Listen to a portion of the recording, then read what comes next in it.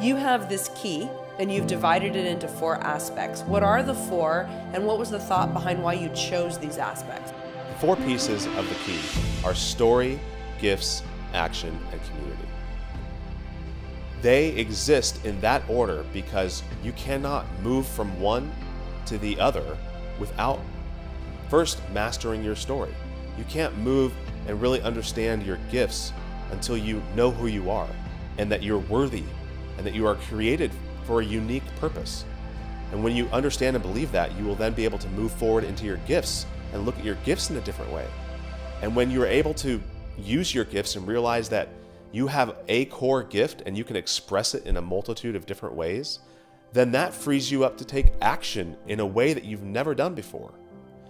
Because you know what's at stake, you know why it matters, and it's real right now. And then that, all of a sudden, your opportunity for community just explodes because you've mastered your story, you understand your gifts, you're ready to take action, and now your question is, who am I going to do this with?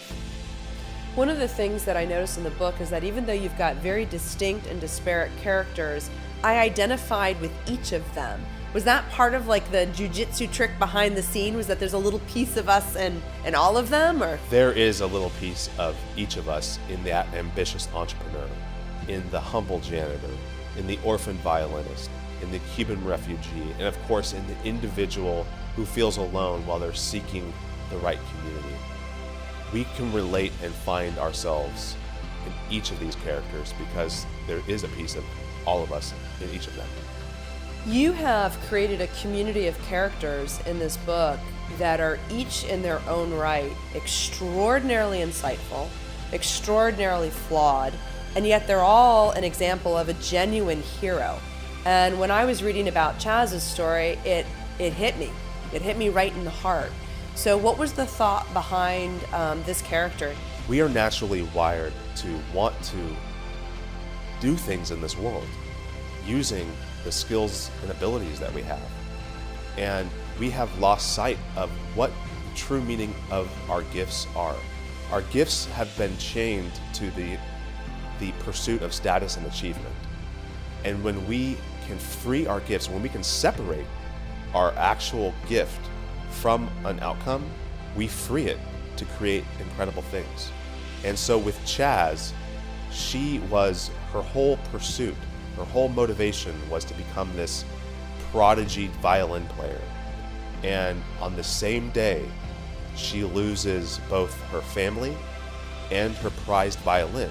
And so all of a sudden, this person who thought her gifts were one thing loses everything. And what she learns and then teaches to Steve is that the way that we express our gifts are just that. They are just an expression of our actual gift. And if we lose the ability to play the violin, we don't lose our gift.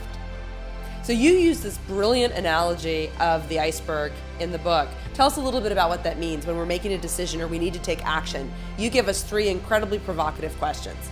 So there's this great story about a guy named Ernest Shackleton that I include in the book. And he was in the early 1900s explorer that gets commissioned to map Antarctica. So he sails down there with 28 of his buddies and they get stuck on an iceberg. And that boat gets crushed and they have to abandon ship. And they move from iceberg to iceberg over like about 2 years almost. And at one point they're on this particular iceberg for a significant period of time with their rowboats. And the ice begins to break open. And one of the sailors makes a journal entry that he's actually wondering whether or not they should get off the iceberg, because if they're comfortable here, they've set themselves up. But the only way to get to life is to jump in that water, baby, with your rowboats, where you risk it all. You might die, but you are certainly going to perish if you remain on that iceberg. So a big concept throughout the book is community. When you talk about community, what are you really getting at? I'm so glad you asked. What I'm really getting at when I'm talking about community is friendship. We all really want relationships. We want relationships with each other. And the best of friends are wildly curious about you. They want to spend time with you. They want to collaborate with you. They want to create with you. They want to do things with you.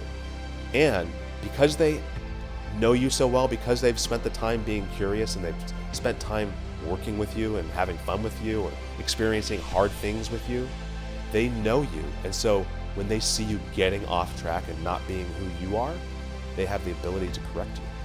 How will this book engage me beyond the story itself? Yeah, so the story is wonderful, right? The story is great. It will move you. You will learn some things. But I don't want you just to read this book, to be moved, and to put it on your bookshelf to collect dust. I want you to interact with this book. I want you to learn about yourself in this book. I want this book to help guide you back to the truth that dwells within you. And the way I do that is by creating a workbook after each part, so you have the opportunity to reflect on your story, to go backwards in time and to analyze how you've interacted with your own narrative throughout your life. And then you get to follow that up with a respond section where you are going to experience other questions that you now have the opportunity to make commitments to yourself or to others on how you're going to respond to your gifts. The same thing happens with the story section, the action section, and the community section. And this workbook will equip you with the actions that you need to take to master the key to free your potential, find meaning, and live life on purpose. And it has nothing to do with how much money you make. The outcome is not to make you a financially rich person. It is to make you a life-rich person. Master the Key is a must-read, and it reminded me so much of my own significance and my own worth in developing my own story and my own narrative so that I can actually play at a better level and realize that when I play bigger and better, I help all those around me play bigger and better. And that comes through the community that we choose to play in, the relationships that we build, the actions that we take, and the stories that we tell not only ourselves and our own mindset, but the stories that we tell others about who we are and how we're playing. If you really want to give yourself one of the most beautiful gifts, start by reading this book and figuring out the gifts that you already have inside of you.